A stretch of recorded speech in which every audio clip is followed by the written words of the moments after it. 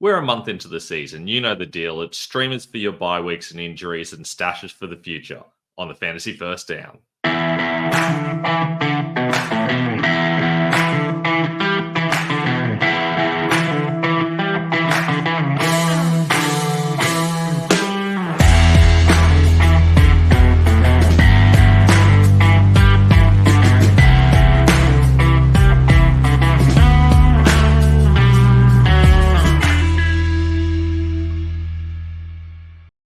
Welcome to the Fantasy First Down. I'm Ben Wasley. If you're new, welcome to the Streamers and Stashes show. For the sake of this show and every week, we'll be defining a streamer as any player that you wouldn't usually start who might be a viable option for this week, and a stash as any player that you will want to store on your bench because they're going to have some value later on this season. And as we hit bye weeks and all the injuries that have happened, streamers and stashes are going to become even more valuable as the season goes on. If you haven't already, it would be fantastic if you could like and subscribe on YouTube. On Instagram, we're at the Fantasy First Down. On Twitter, we're at Fantasy First Down with no O. And you can check out my rankings, which will be up pretty soon on ffdfantasyfootball.com. And my articles, including my Streamers and Stashes article, is on football.rasball.com. But let's get into it for today. We're starting things off with the QB streamers. And there are a couple of good QBs on bye. If you missed it and haven't been paying attention, there are 4 teams on byes this week. It is the Lions, the Chargers, the Eagles, and the Titans. Obviously, Jared Goff has been good this season, or solid at least, and Jalen Hurts would be a starter for a lot of you. So you're going to want to have some QB cover if you're planning on starting one of those two guys. And Jordan Love's a guy I've talked about on this show as a stash for a while now. Ever since he went down with injury, it was very obvious that people were going to drop him and he was going to be good as soon as he came back. And now is definitely the time to be loading him up and starting him. He takes on the Rams, who've conceded a lot of points to quarterbacks. In fact, they've conceded the 5th most points to quarterbacks among all teams this season, making Love a very good start. And if you can't get your hands on Love, Brock Purdy's going to be available in a lot of leagues as well. Plenty of people dropped him with all the injuries to his pass catchers. Well, they're all back now. Deebo Samuel played last week, and he will presumably have a full route count next week. Juwan Jennings is obviously broken out, and Brandon Ayuk's still there. Plus, George Kittle seems like he's probably healthy. So all the guys that Purdy needs, except CMC, are there. Now, the 49ers have had some pretty difficult matchups this season, but when the opportunities arisen, Brock Purdy has been very good, and now he has the Rams Now he has the Cardinals he can put to the sword, as he did to the Rams earlier in the season. Nearly got these two guys mixed up. So it's another top 5 matchup. They've allowed a lot of points to the Cardinals to quarterbacks this season, so I would expect that Purdy is going to be a very good option this week. I would recommend picking him up. Now, if you're looking to stash someone because you've got a bye week coming up in the near future, I think Sam Darnold's probably one of your best bets. He's actually had a pretty difficult start to the season. He's done a very good job. Now he takes on the Jets, which is about as tough a matchup as you can get.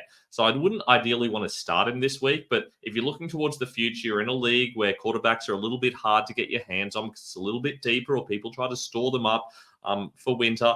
Maybe you could pick up Darnold if he's there, and he's going to be very useful in a couple of weeks' time because he's got some very easy matchups coming up after this difficult game against the Jets. So not starting him this week unless you're absolutely desperate, but he's someone that has been very consistent. He's got at least 2 touchdowns per game so far this season, so he should have a lot of good weeks to come.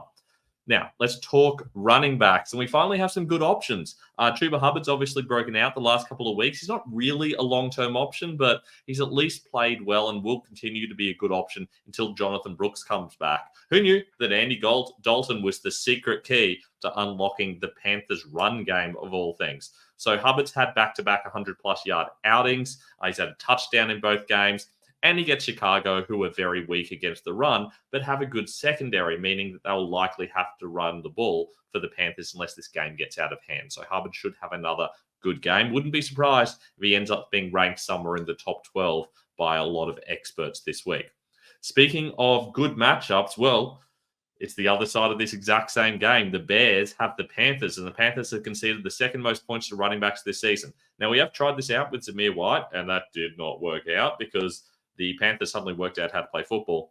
Don't anticipate this happening with the Bears, but it is always a risk, and it's hard to know which of these two guys is going to show up. But Khalil Herbert has stopped getting the goal line carries. That's gone to Roschon Johnson this week. So if that continues happening, both of these guys are going to be viable options. DeAndre Swift had a massive breakout game last week. He gets all the early down carries and a lot of them, but Roschon Johnson's getting the goal line carries and the receiving work and the 2-minute work. So realistically, these guys are pretty equal in value, and in a PPR league, might even value Roschon Johnson higher. Regardless, both of these guys are valid streaming options against Carolina. I think Johnson's the one that's more likely to be available in your leagues, but you might have Swift on your bench, in which case now's an option to start him. Trey Sermon is the guy that is more likely to be available. Hopefully you picked him up off waivers, but if you didn't, potentially he's still there. Not a lot of people have paid attention to the fact that Jonathan Taylor has an ankle sprain. Now, we know with ankle sprains, sometimes they're minor and you can just play through them. But in the NFL, a lot of the time you're going to miss time. It can be, if it's a high ankle sprain, up to 4 or 5 weeks. Not saying it'll be that with Sermon, but certainly someone you can pick up and play against a Jacksonville team that has conceded a lot of points against running backs. In fact, realistically, just conceded a lot of points so far this season. I do feel like we'll see a lot of Sermon. In week 15 last season against the Steelers, he deputized for Taylor and he had 17 carries for 88 yards against the Steelers. And that was with Tyler Goodson also getting some touches. I do feel like we're going to see a lot of Sermon this week. He's a fantastic pickup and play. And he's been on my stash list in my Streamers and Stashes article since the start of the season, essentially. So you probably should have had him on your roster. He was always going to be a high-powered backup because the Colts running game is so good regardless of who's at the helm. So that means Sermon is a very strong option this week. I'll have him ranked higher than I suspect many people will. Now, Kareem Hunt came out of nowhere and all of a sudden became the starter for the Chiefs. And this was not always going to happen. Carson Steele played pretty much the whole first quarter. Then he fumbled and they punted the ball away. And all of a sudden it was Kareem Hunt for essentially the rest of the game doing the Carson Steele role. He became the early down guy. I would not start him this week because it's a difficult matchup against the Saints. And we don't know if he's going to definitely have the job or if we see more Steele. We don't know what's going to happen with Pirine. He was getting a lot of receiving work and 2-minute drill work last week. So it's a little bit of a mess at the moment, but it does feel like Hunt has a chance to be the most valuable of these guys available.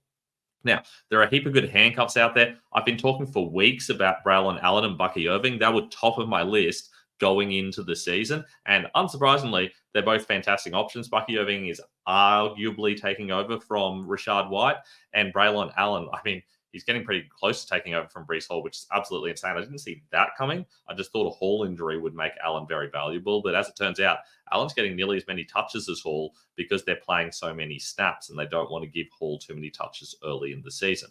So you've got to get good running back stashes on your bench. People send me their teams and ask for advice, and a lot of the time they have like 1 or 2 running backs on your bench. That's insane. You should have at least 3, arguably 4, depending on how strong your starters are. And they need to be these guys with a lot of upside. I think Tyler Algier probably has the most upside of anyone. We've seen how effective he can be when he's been deputizing for Bijan Robinson. He got a lot more carries last week because he looks so good. And I do feel like if something happens to Bijan, all of a sudden Algier suddenly becomes a fantastic option for the Falcons and someone that you'll want to be starting. He'll probably be a top 10 guy if we have a Bijan injury. Meanwhile, Chase Brown's, I wouldn't say he's taken over from Zach Moss, but he's certainly been splitting carries. This isn't the greatest matchup, but he has plenty of upside as a handcuff. Other good handcuffs you'd like, Zach Charbonnet, arguably better than these two guys. In fact, we saw how good he was when Walker was out. And he does offer a little bit even when Walker is playing. Tank Bigsby took a lot of touches last week from Travis Etienne. I think Etienne might have a little bit of an injury issue, but Bigsby's a good handcuff option. Not quite as high as the others, because I don't think he'd be an every down guy, but he'll certainly turn into a high RB2 if something happens to Travis Etienne. Ty Chandler's obviously been heavily involved for the Vikings. We know that he can be very effective. Ray Davis is the guy in Buffalo. You could pick him up and stash him if you want. I really like his upside, because if something happens to James Cook, it's going to be all Davis with a little bit of Ty Johnson doing the receiving work. Antonio Gibson's essentially a replacement for Ramondre Stevenson if they have an injury. In fact, he's probably going to get the biggest role of everyone if there's an injury. It's just that it's with the Patriots, and you don't really value their running backs as much as the other top teams. And Emmanuel Wilson's been heavily involved for the Packers. He's nearly splitting carries with Josh Jacobs at the moment. They really like him there. So it wouldn't surprise me if he gets enough carries to be useful on a bye week, or at the very least to be a good option if Jacobs gets injured. Now, let's talk about wide receiver streamers.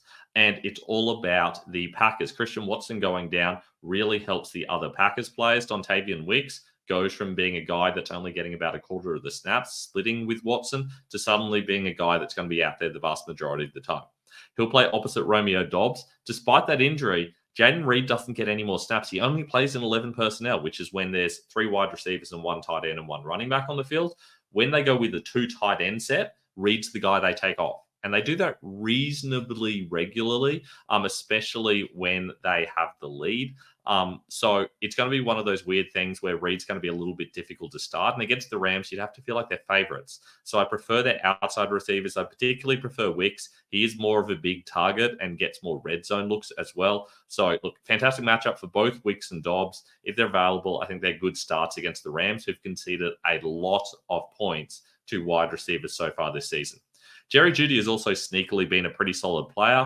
He's been an every down player for the Browns the last couple of weeks after starting behind Elijah Moore early on. He's certainly been getting more targets. He's averaging 7.5 targets a game. Well, Elijah Moore had a big donut this week and got 0 targets, which is nuts, but he's still running a lot of routes. Judy's been getting a lot of work out of the slot, which is useful as well. He takes on that awful Commanders secondary.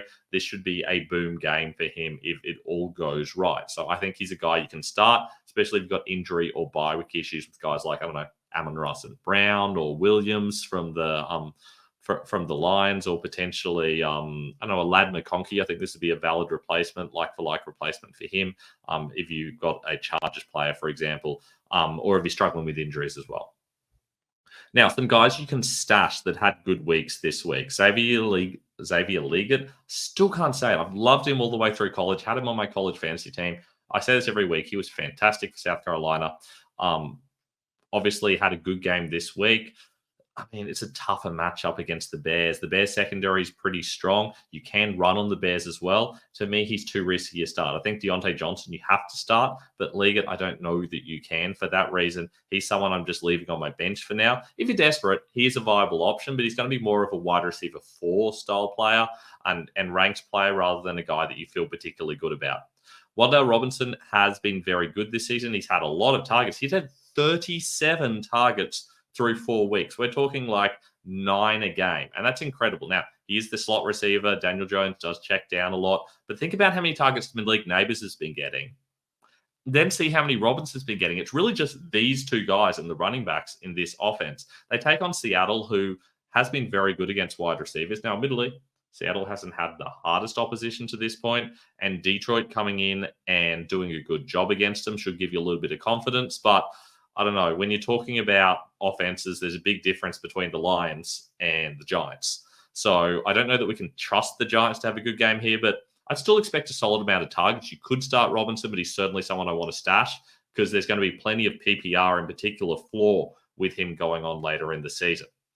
Now, tight ends, this is an absolute nightmare. I've hated ranking tight ends all season. This is one of my worst tight end seasons ever.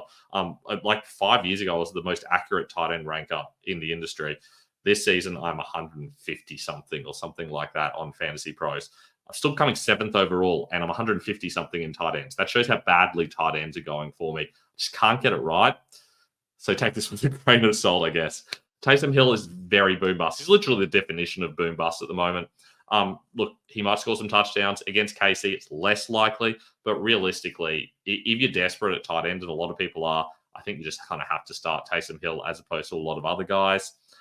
Keep in mind that you might have David Njoku or Evan Ingram back, so you might not even need to start Hill. Hopefully Trey McBride is back, but Sam Laporta's got a bye week, for example. So does Dallas Goedert. So there are going to be guys that you have been starting where you need a replacement. I think Hill is a viable option this week. Cade Ottonson also an option. The Falcons have conceded quite a lot of points to opposing tight ends this season. The problem with Cade Otton is that he's very inconsistent. He always runs like 30 routes a game. Last couple of weeks, he's gotten 8 targets, but there have been plenty of weeks where he's gotten 2 or 3 targets. And that's very possible this week. So even though it's a solid matchup, he comes with a massive amount of risk and his floor is extremely low. Then again, there's plenty of tight ends who've been starting who've been doing absolutely nothing. I'm looking at you, Kyle Pitts. So for that reason, Cade Otton might even be the better tight end to have in this game. He's a low-end option, but he's available in most leagues. So he's someone that's available to you. Now, a lot of people are going to be starting this guy, I don't really recommend it. I know this might sound crazy to you, but Tucker Kraft's had 2 good weeks this week. It's when they were losing. So when they're behind and struggling, of course, they struggle in week 1 against the Eagles, and then they struggled last week as well, and they had to chase the game. That was against the Vikings, and Tucker Kraft was heavily involved. He ran a lot of routes. He was getting a lot of targets. They really needed to use him. Now, to be fair, they also coincided the games where they had a Jordan Love. But in the other 2 games where they were winning and they were ahead and they were able to run the ball a heaps, all of a sudden there's no Tucker Kraft. Not only is there no Tucker Kraft, but there's no tight ends in general. They're splitting touches, Tucker Kraft and Luke Musgrave, and Musgrave's getting a lot more of the receiving work. And then all of a sudden, they're using their tight ends less entirely. They're using a whole heap of other stuff. So for that reason, I'm not trusting Tucker Kraft at all this week against the Rams. It should on paper be a good matchup. I don't trust it. Now, to be fair, you probably don't have a better option. And I'm not suggesting that you should necessarily start Taysom Hill or Cade Otton over Kraft. I think Hill's a viable option. He's got more upside.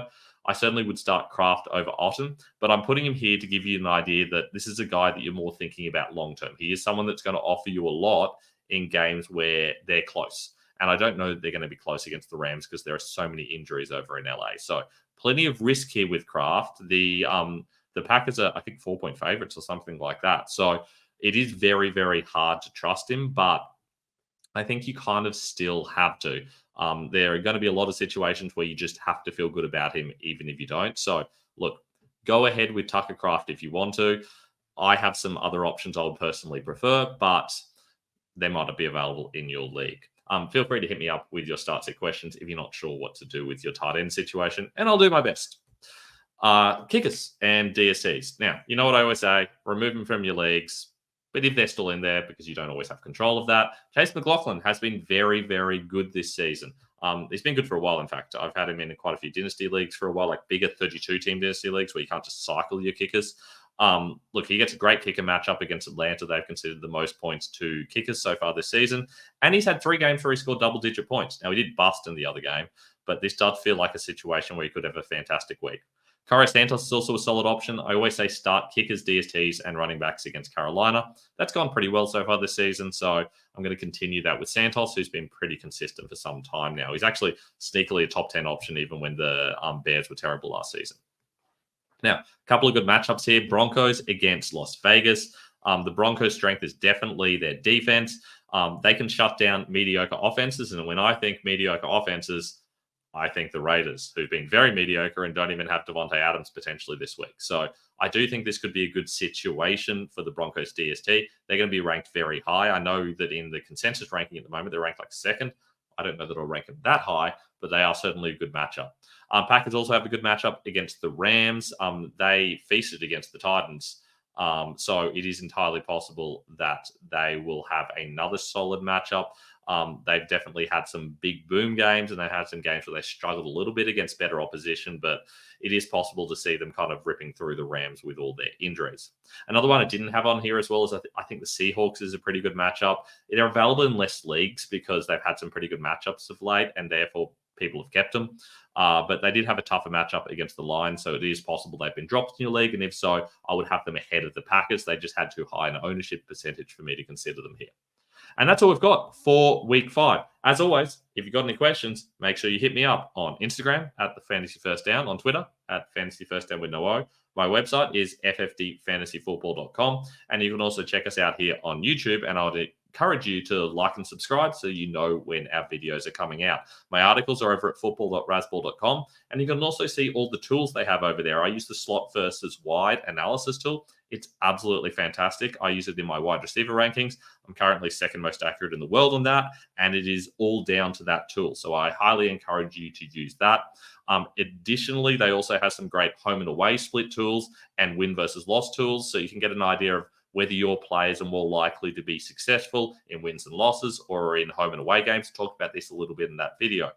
Additionally, I also do a little bit of stuff for hashtag football, which I suggest you check out as well. They use my rankings on their side and have a whole lot of analysis linked to it. So also go and check them out too.